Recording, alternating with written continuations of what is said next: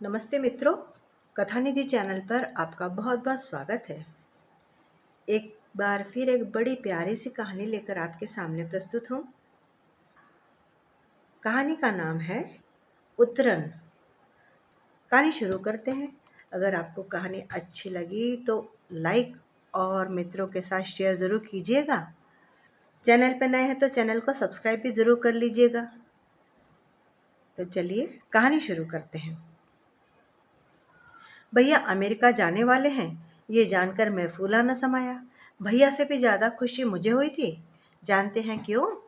अब मुझे उनके पुराने कपड़े और जूते नहीं पहनने पड़ेंगे। बस यह सोचकर ही मैं बेहद खुश था। आज तक मैं हमेशा उनके पुराने कपड़े, जूते, यहाँ तक कि किताबें, कॉपियाँ भी इस्तेमाल करता आया था। बस एक दिवाली ही थी जब मुझे नए कपड़े मिलते थे। पुरानी चीज़ों का इस्तेमाल कर कर के मैं ऊब गया था। माँ से मैं हमेशा शिकायत करता था, माँ मैं क्या ज़िंदगी भर पुरानी चीज़ें इस्तेमाल करूँ? बेटे वो तुमसे 2 साल ही तो बड़ा है। तुम भी बेटे जल्दी जल्दी बड़े हो जाते हो। अभी उसे तो 1 साल में कपड़े छोटे होते हैं, उसे नया सिलवा देती हूँ, लेकिन ये कपड़े मैं अच्छे से धो कर रखती हूँ। देखो ना, बिल्कुल नए जैसे दिखते हैं, तो क्या हर्ज है? और जूतों का भी ऐसा ही है। अब किताबों का पूछोगे तो हर साल कहाँ सिलेबस बदलता है उसका, फिर उसकी किताबें तुम्हारे काम आ जाती है।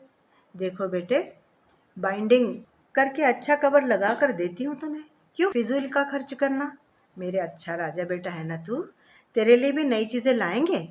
माँ शहद में घुली मीठी जबान से समझाती थी और मैं चुप हो जाता था। लेकिन मुझे कभी भी नई चीज़ें नहीं मिलती थी। स्कूल के पहले दिन दोस्तों की नई नई किताबें, यूनिफॉर्म, उनकी एक अलग बढ़िया प्यारी गंध, इन सब से मैं प्रभावित होता रहता था। साथ ही बहुत दुख भी होता था। क्या इस खुशी से मैं हमेशा के लिए वंचित रहूंगा? ऐसा सवाल मन में हमेशा आता रहता था। पुरानी किताबें इस्तेमाल करके मैं इतना ऊब गया था कि 10वीं कक्षा पास होने के बाद मैंने साइंस में एडमिशन ले लिया। पता है क्यों? भैया तब 12वीं कॉमर्स में थे। 11वीं कक्षा में मुझे पहली बार नई किताबें मिली। केमिस्ट्री प्रैक्टिकल में मुझे चक्कर आने लगे, बदन पर धब्बे आने लगे। कुछ घर के उपाय करने के बाद पिताजी डॉक्टर के पास ले गए। अरे इसे तो केमिकल की एलर्जी है, केमिस्ट्री नहीं होगी इससे। इसका मतलब ये साइंस नहीं पढ़ पाएगा? बिल्कुल नहीं। डॉक्टर के साथ इस बातचीत के बाद पिताजी सोच में पड़ गए। आर्ट्स का तो कोई स्कोप नहीं। फिर क्या? मेरा भी एडमिशन कॉमर्स में कराया गया और फिर से उस स्थिति में मैं आ गया। भैया की वही पुरानी किताबें और गाइड्स, घर में सबसे छोटा होने की वजह से मैं मन ही मन मम्मी पापा को कोसता रहता। भैया ने बीकॉम के बाद एमबीए किया और मैं सीए पूरा करने में जुट गया। सोचा चलो पुरानी किताबों का झमेला तो खत्म हुआ आखिर। एमबीए पूरा होने के बाद भैया कैंपस इंटरव्यू में एक विख्यात मल्टीनेशनल कंपनी में चुने गए। यही कंपनी उन्हें अमेरिका भेज रही थी। भैया भी जोर शोर से तैयारी में जुटे थे और मैं भी उनकी मदद कर रहा था। वे अमेरिका चले गए। समय के साथ मेरा भी सीए पूरा हुआ। इंटरव्यू कॉल्स आने लगे। माँ इंटरव्यू कॉल्स आ रहे हैं, सोचता हूँ कुछ नए कपड़े सिलवाऊँ। माँ ने भैया की अलमारी खोलकर दिखाई। देखो बेटा, भैया कितने सारे कपड़े छोड़ के गया है, शायद तुम्हारे लिए ही हैं। नए ही तो दिख रहे हैं, सूट भी है, ऐसा लग रहा है जैसे अभी अभी खरीदे। फिर भी तुम्हें लगता हो तो लॉन्ड्री में दे देना। माँ क्या कह रही हैं? मैं समझ गया, मैं पहले ही इंटर में पास हो गया। माँ खुश हो गई, बोली देखो भैया के कपड़े की वजह से पहले ही इंटरव्यू में नौकरी मिल गई। वो सुनेगा तो बड़ा खुश होगा। एक तो पुराने कपड़े पहनकर मैं ऊब गया था और माँ जले पर नमक छिड़क रही थी। क्या मेरी गुणवत्ता का कोई मोल नहीं? माँ का भैया की ओर झुकाव मुझे दिल ही दिल में खाए जा रहा था। पहली सैलरी में कुछ अच्छे कपड़े खरीद करके मैंने इस चक्रव्यूह को तोड़ा था। भैया के कपड़े मैंने अलमारी में लॉक कर डाले। मैं अपने लिए नई नई चीज़ें खरीदने लगा। भैया अमेरिका में सेटल हो गए। अब उन्हें शादी के लिए उच्च शिक्षित संपन्न रिश्ते आ रहे थे। भैया के कहे अनुसार हम लड़की देखने जा रहे थे। आखिरकार हमने भैया के लिए 4 लड़कियां चुन ली। 1 महीने के बाद भैया इंडिया लौटे, सभी लड़कियों से मिले और शर्मिला के साथ रिश्ता पक्का किया। शर्मिला ने भी बीकॉम किया था। माँ बाप की वो इकलौती लड़की थी। उसके पिता का स्पेयर पार्ट का कारखाना था। शर्मिला बड़ी सुंदर और सुशील भी थी। क्यों पक्या, भाभी पसंद आई तुझे? भैया ने पूछा। क्यों नहीं, शर्मिला टैगोर भी मांस खाएगी। इतनी सुंदर और शालीन मेरी भाभी है, ऐसी भाभी किसको अच्छी नहीं लगेगी। जोड़ी तो खूब जच रही है आपकी। फिर जल्दी भैया और शर्मिला जी की सगाई हुई और 3 हफ्ते बाद शादी की तारीख भी तय हो गई। बाद में 1 महीने के बाद दोनों अमेरिका जाने वाले थे। ये सब कुछ भैया ने ही तय किया था। दोनों साथ साथ घूमने लगे थे। सभी खुश थे। दोनों ओर शादी की शॉपिंग चल रही थी। चल पक्या, मेरे साथ शॉपिंग को। सूट लेना है मुझे। मैं? सूट तो आपको लेना है तो भाभी को ले जाओ ना। भाभी? ओ शर्मिला, ये क्या पुराने लोगों जैसा भाभी भाभी बुलाते हो। शर्मिला बुलाओ उसे, इतना बढ़िया नाम है। तो उन्हें बताइए मुझे प्रकाश नाम से बुलाए। तुम दोनों भी ना, बताता हूँ मैं उसे, चल। लेकिन हम दोनों आज शॉपिंग करने जा रहे हैं, नो मोर डिस्कशन। फिर हम दोनों शॉपिंग करने गए। उन्होंने मेरे लिए भी अपने जैसा ही सूट खरीदा। ये मेरे लिए सरप्राइज था। शादी के दिन पहनने की शेरवानी भी दोनों की एक जैसी थी।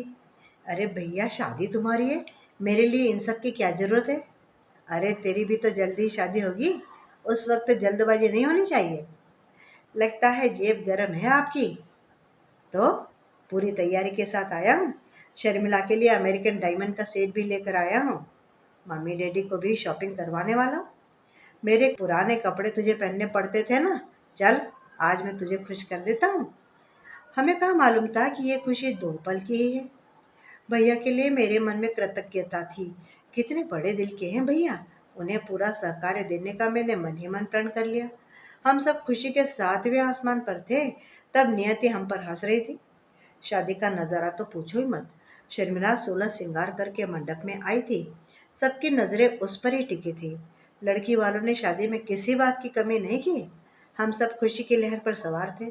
ऐसे में बुआ ने माँ को सलाह दी, भाभी, प्रसाद के लिए शर्मिला तो ले आई, अब प्रकाश के लिए उर्मिला ले आओ। मैंने तय किया अपनी पत्नी का नाम मैं उर्मिला ही रखूंगा। शर्मिला की मैचिंग। शादी की रस्में चल रही थी। बीच बीच में दोनों की कानाफूसी भी चल रही थी। शर्मिला की मुस्कुराहट देखकर लग रहा था मानो दोनों मेड फॉर ईच अदर हैं। शर्मिला के आने से घर में एक अजीब सी सुगंध फैल गई। बहुत ही कम समय में वह हमारे परिवार के साथ में घुल मिल गई। शादी के बाद सब रस्में पूरी करके नवविवाहित जोड़ा हनीमून के लिए बैंगलोर रवाना हो गया। वे दोनों 1 हफ्ते के बाद लौटने वाले थे। उसके 2 हफ्ते के बाद वे अमेरिका जाने वाले थे। भैया ने ये सारा प्रोग्राम तय किया हुआ था। देखो ना, कितनी जल्दी दिल जीत लिया शर्मिला ने। 8 दिनों के लिए गई है तो घर कैसा सुना सुना लग रहा है। जब यह हमेशा के लिए अमेरिका चले जाएगी तो क्या हाल होगा। माँ ने फोन पर भैया को कहा, मगर माँ घर तो नहीं रख सकते ना, भैया बोले। उसके बाद 2 दिन दोनों लगातार फोन पर संपर्क में थे। लेकिन फिर वह काला दिन आया। उस दिन मैं छुट्टी पर था, घर पर ही था। दोपहर 3 बजे मेरा मोबाइल बज उठा। हेलो, मैं शर्मिला, प्रकाश। एक भयंकर घटना घटी है, वह रोते रोते कह रही थी। बड़ी घबराई हुई लग रही थी आवाज़ उसकी। मैं सुनकर सहम गया। शर्मिला, शांत हो जाओ, रोना बंद करो। हुआ क्या है, ठीक से बताओ तो। और भैया कैसे हैं? आप कहाँ से बोल रही हो? प्रसाद नहीं है। वह सिसक सिसक कर रोने लगी। तनाव और डर से मैं अपना संयम खो बैठा और जोर से चिल्लाया, नहीं है? क्या मतलब? हुआ क्या है? प्लीज जल्दी बताओ, मेरी टेंशन बढ़ती जा रही है। और पहले तुम शर्मिला रोना बंद करो। अब तक कुछ विचित्र हुआ यह माँ और बाबूजी के ध्यान में आ चुका था। वे भी हक्के बक्के से रह गए थे। प्रकाश, प्रसाद अमेरिका चले गए। कुछ भी क्या बोल रही हो? आपको छोड़कर कैसे गए? और आपने जाने कैसे दिया उनको? सब डिटेल में बताओ। कुछ तो सॉल्यूशन निकालेंगे हम सब। और हम सब तुम्हारे साथ हैं, चिंता मत करो। और हुआ क्या है ये तो बताओ। खुद को संभालो और बोलो ठीक से, हुआ क्या है? इतनी बातों के बाद शर्मिला को थोड़ा धीरज बंधा। तब वह बोली, प्रसाद सुबह 10 बजे कोडाईकनाल की टिकटें निकालने के लिए बाहर गए। 2 दिन उधर रहकर मुंबई वापस आने का प्लान था। अगर उन्हें आने में देर हुई तो खाना खाने के लिए बोल के गए थे। मैंने 2 बजे तक उनका इंतज़ार किया। उनका मोबाइल स्विच ऑफ आ रहा था। खाना खाने का सोच ही रही थी तो रूम बॉय एक लिफाफा लेकर आ गया। मुझे लगा बिल होगा। खोल कर देखा तो मैं अमेरिका जा रहा हूँ लिखी हुई चिट्ठी उसके अंदर थी और प्रसाद ने नीचे साइन किया हुआ था। प्रकाश, मेरे ऊपर मानो आसमान टूट पड़ा है। बेहोशी होना बाकी था। जैसे तैसे हिम्मत जुटाई। बाद में देखा तो मेरे गहने भी नहीं थे जो रात को मैंने अलमारी में रखे थे। मेरे पास पैसे भी नहीं है। मैं बहुत असहाय हो गई हूँ। क्या करूँ मैं? मैंने अभी तक पिताजी को भी नहीं बताया है। कहते हुए वह फिर से रोने लगी। मैं भी अंदर से पूरा हिल गया। खुद को संभाल कर उसे धीरज देना आवश्यक था। आपने अपने पिताजी को नहीं बताया, ये तो अच्छा किया शर्मिला। रो मत, आप अकेली नहीं हो। आपके पिताजी को कैसे बताना है ये मैं देखता हूँ। बड़ी कठिन परिस्थिति है, लेकिन कोई न कोई हल जरूर निकालेंगे। आप होटल में ही रुको, कुछ खा लो। मैं सबसे बात करके उधर आपको लेने आता हूँ। आज रात नहीं तो सुबह तक हम लोग पहुंच जाएंगे। अच्छा, मैं अभी फोन रखता हूँ। ये कहकर मैंने माँ बाबूजी को सारी कहानी सुनाई। बाबूजी बहुत शर्मिंदा थे तो माँ तो फूट फूट कर रोने लगी। माँ, बाबूजी, शर्मिला के पिता को कुछ नहीं मालूम, उन्हें बताना चाहिए। मैं खुद जाकर बताता हूँ। मैं भी चलता हूँ बेटा तेरे साथ। नहीं बाबूजी, माँ तो अभी आने की स्थिति में है नहीं। उन्हें अकेला भी छोड़ना ठीक नहीं है। मैं ही अकेले होकर आता हूँ। कठिन लग रहा है, लेकिन यह घड़ी मुझे ही संभालनी होगी। मैं दबे पाँव भाभी के घर गया। आओ आओ बेटा। प्रकाश और प्रसाद कब आ रहे हैं? नहीं, मैं किसी और काम से आपके यहाँ आया हूँ। हाँ हाँ बोलो, कुछ प्रॉब्लम है क्या? हाँ अंकल जी, बहुत कठिन समस्या है। भैया अमेरिका चले गए हैं। क्या? अमेरिका चले गए? लेकिन कल रात ही तो शम्मू का फोन आया था। उसने तो कुछ नहीं कहा। यूँ अचानक कैसे तय कर लिया उन्होंने? नहीं अंकल जी, भैया अकेले ही चले गए हैं। तो और शम्मू का क्या? फिर मैंने उन्हें सारी हकीकत बताई तो वे क्रोध से लाल हो गए। क्रोध से उनका सारा शरीर कांप रहा था। उन्हें मैंने गहनों के बारे में कुछ नहीं बताया। मेरी इकलौती बेटी की जिंदगी बर्बाद कर दी। सामने होता तो गोली से उड़ा देता। छोड़ूंगा नहीं मैं उसे। उनको संभालने के लिए शर्मिला की माँ आगे आई। आप शांत हो जाइए, ये लीजिए पानी पीजिए। संकट की घड़ी है, हमें पहले शमू को संभालना होगा। ये कैसा पहाड़ टूट टूट पड़ा मेरी बेटी पर। कहाँ है वह? वो बेंगलोर के होटल में है। मैं उन्हें लेने ही जा रहा हूँ। नहीं, हम दोनों उसे लेकर आते हैं। शमू से एक बार बात कर लेते हैं। मैंने शर्मिला के मोबाइल पर फ़ोन लगाया। सुनो शर्मिला, मैं प्रकाश बोल रहा हूँ आपके घर से। आप कैसी हो? लो, बात करो आप पापा से। शमू रो मत, धीरज रखो। देख, मैं उसके साथ ऐसा खेल खेलूंगा ना कि उसे फूट फूट कर रोना पड़ेगा। हम दोनों आ रहे हैं तुझे लेने। आखिरी फ्लाइट से निकलते आज की। तब तक खुद का ध्यान रख बेटी। शर्मिला के पिताजी बोले। क्रोध की जगह अब करुणा ने ले ली थी। शर्मिला की आंखों से आंसू छलक रहे थे, ऐसा मालूम पड़ता था। शर्मिला की माँ भी व्याकुल थी, लेकिन झूठ मूठ का धीरज दे रही थी। मेरी माँ ने तो बिस्तर पकड़ लिया था। उनके आंसू थम नहीं रहते। सबको इतने बड़े दुख में धकेलने वाले निर्दयी भैया से मुझे घृणा आने लगी। शर्मिला के अपने घर आने पर हम वहां पहुंचे। शर्मिला, ये क्या हुआ बेटा? ये बोलकर माँ बेहोश हो गई। बाबूजी शर्मिंदा से होकर उसके सामने हाथ जोड़ रहे थे। हम आपके कसूरवार हैं, ऐसा कुलक्षणी बेटा, उस पर मुझे शर्म आती है। शर्मिला के पापा अब तक शांत हो चुके थे। शर्मिला की माँ और शर्मिला मेरी माँ को समझा रहे थे। हम सबको ये दुख भोगना ही था शायद, लेकिन आप खुद को कसूरवार न समझे। मैं उसे पाताल से भी ढूंढ कर लाऊंगा और सजा दूंगा। प्रकाश, उसे अमेरिका में संपर्क करने का कोई रास्ता है क्या? हाँ पापा, प्रसाद का ऑफिस का नंबर तो नहीं है, पर जहाँ रहता है वहाँ का नंबर ट्रेस करके लगाता हूँ फ़ोन। फ़ोन लगाया तो पता चला भैया 3 महीने पहले ही अपार्टमेंट छोड़ चुके थे। पहले से प्लान कर चुका था। उसने मेरी बेटी की ज़िंदगी बर्बाद कर दी। नया बिजनेस शुरू करने के बहाने मेरे पास से 5 लाख रुपए और ले गया था। हाँ, मुझे भी यही कारण बताकर पैसे मांगे थे। तब मैंने पीएफ से 2 लाख रुपए निकाल कर दिए थे। शर्मिला के गहने भी गायब हुए हैं। मैंने बताया। नीच, अमानुष, अब मैं हकीकत अखबार में छपवाने वाला हूँ। अमेरिका में भी मेरे कुछ रिश्तेदार हैं, उनको भी खबर कर दूंगा। सब जगह उसकी बदनामी कर दूंगा। अब बदनामी होगी, इस कारण बाबूजी डर गए। देखिए, हमारे बेटे से अक्षम्य अपराध हुआ तो ज़रूर है, लेकिन आप ज़रा धीरज से काम लीजिए। ऐसी घड़ी में सोच विचार करके ही निर्णय लीजिए। आप देख ही रहे हो हालात कितने नाजुक हैं, और शर्मिला के भविष्य की दृष्टि से भी तो सोचना चाहिए। बस 1 हफ्ते का समय दीजिए हमें, देखते हैं कुछ हल निकलता है क्या। नहीं तो मानहानि सहने के सिवा और कोई चारा है भी नहीं। वे 1 हफ्ता रुकने को राजी हो गए। बड़ी कृपा हुई थी हम पर। गए हफ्ते खुशी की तरंगों पर तैरने वाले हम लोग आज दुख के सागर में डूब चुके थे। केवल भैया की इस घिनौनी हरकत की वजह से फूल जैसी शर्मिला मुरझाकर सांवली पड़ गई थी। उसने जैसे न बोलने का प्रण ले लिया था। हम दोनों सहारा बने, इसलिए माँ थोड़ी संभल गई, वरना उनके लिए सदमा असहनीय था। कल मुहा बच्चे की जिंदगी होली कर डाली। सही कहती हो आप, हम उसके अपराधी हैं। कभी न भरने वाला जख्म देकर गया है। शर्मिला माँ से मिलकर गई। आश्चर्य यह था कि दोनों संयम से काम ले रही थी। एक दिन मैं ऑफिस से आया तो माँ और बाबूजी अभी अभी शर्मिला के घर से लौटे थे। बाबूजी, उन्होंने बुलाया था क्या? नहीं, ऐसे ही मिलकर आए। काफी दिन हुए मिले नहीं थे। शर्मिला को भी देखने का मन कर रहा था। सब कुछ ठीक है ना?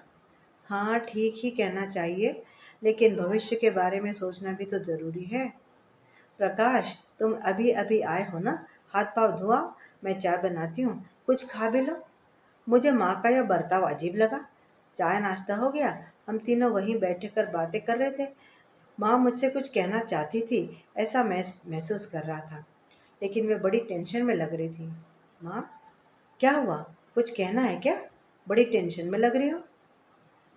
बताओ, अभी क्यों टेंशन बढ़ा रही हो? प्रकाश, देखो, हमें ऐसा लगता है इसलिए सुझाव दे रही हूँ, लेकिन सोच समझ कर ही बताना कि तुम्हारा क्या विचार है। क्या सुझाव दे रही हो माँ? और ऐसे हकला कर क्यों बोल रही हो? आखिरकार बाबूजी ने ही बड़ी हिम्मत करके बोल ही दिया। प्रकाश, हमें लगता है कि तुम शर्मिला को पत्नी के रूप में स्वीकार करो। ऐसे लग रहा था मानो सारे बदन में बिजली दौड़ रही है। मैं जोर से चिल्लाया, ये कैसे हो सकता है? भाभी और पत्नी? नहीं, मैं सोच भी नहीं सकता। आप मुझे ऐसा सुझाव कैसे दे सकते हो पापा? प्रकाश बेटे, ये कहते हुए हमें भी अच्छा नहीं लग रहा। हम जानते हैं कि तुम्हारे भी अपने वैवाहिक जीवन के कुछ सपने होंगे। तुम अच्छे पढ़े लिखे हो, अच्छी तनख्वाह मिलती है तुम्हें, तुम्हें अच्छी लड़की ज़रूर मिल सकती है। लेकिन बेटा, हमें शर्मिला के बारे में भी तो कुछ सोचना चाहिए। उसकी तो कोई गलती न होते हुए भी उसकी ज़िंदगी यूँ बर्बाद हो गई, और हमें यह देखना पड़ रहा है। अनजाने में हम ही इसके लिए जिम्मेदार भी हैं ना। माँ फिर से सिसक सिसक कर रोने लगी। माँ, मुझे सोचने के लिए वक्त चाहिए। यही बोलने के लिए आप उनके यहाँ हो आए? क्या कहा उन्होंने? हमने बात की उनसे। कुछ कहा नहीं उन्होंने। उन्हें भी वक्त चाहिए, फ़ोन करेंगे वे। तुम्हारा कहना क्या है, यह पूछने को कहा है। मेरे पाँव तले से ज़मीन खिसक रही थी। ज़हन ने काम करना बंद कर दिया था। मैं ज़रा घूम कर आता हूँ इस वक्त। हाँ, दूर बगीचे तक जाकर मैं घूम कर आया, तब कहीं मेरा दिमाग थोड़ा शांत हुआ और थोड़ा सुकून महसूस हुआ। मेरे लौटने तक माँ बाबूजी बैठे हुए चिंता कर रहे थे। खाना गले के नीचे उतर नहीं रहा था। उठकर बिस्तर पर लेटा, नींद आने का तो सवाल ही नहीं था। मेरी तो वैवाहिक जिंदगी शुरू होने से पहले ही खत्म होने वाली थी। भैया के पुराने कपड़े, किताबें इस्तेमाल करने वाला मैं, अब उनकी त्यागी पत्नी। नहीं नहीं, यह नहीं हो सकता। इस प्रस्ताव को नकारना चाहिए। मैं बहुत बेचैन था, लेकिन आंखों के सामने आंसू निगलती माँ, शर्मिंदा पिताजी, क्रोधित शर्मिला के पिता, उनको संभालने की कोशिश करती हुई शर्मिला के माँ, और जिंदगी के वीरान रेगिस्तान की बालू की तरह खुश शर्मिला दिखने लगी। इन सब की नज़रें बड़ी आशा से मुझे देख रही हैं, ऐसा मुझे लगने लगा। फिर से एक बार मेरी नसीब में उतरन ही आई थी। इस कल्पना से दिल मेरा तार तार हो रहा था। ऐसी स्थिति में मुझे बचपन की एक घटना याद आ गई। भैया की ड्राइंग अच्छी थी। वे बहुत अच्छा चित्र बनाते थे, और पूरा होने के बाद दोस्तों को दिखाने जाते थे। सारा सामान वैसे ही रखते थे। घर साफ होना चाहिए, इस पर बाबूजी का ध्यान रहता था। फिर माँ मुझे मनाती थी, प्रकाश, सामान ज़रा उठाकर रख देना बेटा, वो देखेंगे तो बिगड़ेंगे। देख मैंने लड्डू बनाए हैं, मैं लाती हूँ तेरे लिए। माँ भैया अपना सामान खुद क्यों नहीं उठाकर रखते? लेकिन फिर लड्डू का लालच दे देकर आप मुझसे हमेशा उनके काम करवाती रहती हो। भैया बिगाड़ेंगे और मैं संवारूंगा, ये जैसे तुमने एक नियम सा बना लिया है। माँ का यह अलिखित नियम मेरे पीछे हाथ धोकर पड़ा था। जिंदगी के इस मोड़ पर उसके किए अक्षम्य अपराध को मुझे ही सही करना था। लेकिन माँ, शर्मिला को मैंने हमेशा एक भाभी, बहन के रूप में ही देखा है। माँ पिताजी की बेबसी देखकर आखिर मैंने मन महसूस कर बड़े ही बुझे मन से अपनी स्वीकृति दे दी। शायद किस्मत को यही मंजूर था, शायद मेरे भाग्य में विधाता ने उतरनी लिखी है माँ। लेकिन यह क्या, मेरे स्वीकृति देते ही माँ ने बड़े स्नेह से मेरी पीठ पर हाथ फेरते हुए मुझे एक सुखद आश्चर्य का धक्का दे दिया। वे बोली, बेटा प्रकाश, शर्मिला ने भी तुम्हें हमेशा एक भाई ही माना है और उसने हमसे ये कहा कि प्रकाश इस रिश्ते को अगर सहर्ष स्वीकृति देगा तो ही वह आगे बढ़ेगी। तुम्हारी कोई गलती न होते हुए भी तुम्हारे कुंवारे स्वप्नों को वह टूटकर बिखरने नहीं देना चाहती। उसने आगे ये भी कहा है कि आगे भविष्य में अगर ईश्वर ने चाहा तो वह किसी अपने जैसे ही दुखी व्यक्ति को अपना जीवन साथी के रूप में चुनेगी। माँ की बात सुनकर अचानक मैं अपने आप को बड़ा हल्का महसूस करने लगा। मुझे लगा जैसे मेरे दिल पर से एक भारी बोझ उतर गया है। अगले दिन सुबह प्रकाश हाथ में रेशम की डोर और मिठाई लिए अपनी शर्मिला बहन के घर की ओर चला जा रहा था। मित्रों, अभी आप सुन रहे थे कहानी उत्तरण। कहानी आपको कैसी लगी? उम्मीद करती हूँ कि पसंद ही आई होगी। क्या माँ पिता का इस तरह से छोटे वाले बच्चे को बराबर उत्तरण ही देने का रिवाज आपको अच्छा लगता है? कमेंट करके बताइएगा ज़रूर। और चैनल पे नए हो तो चैनल को भी सब्सक्राइब कर लीजिए। मिलती हूँ जल्दी एक और अच्छी सी कहानी के साथ। तब तक विदा। आपका दिन शुभ हो।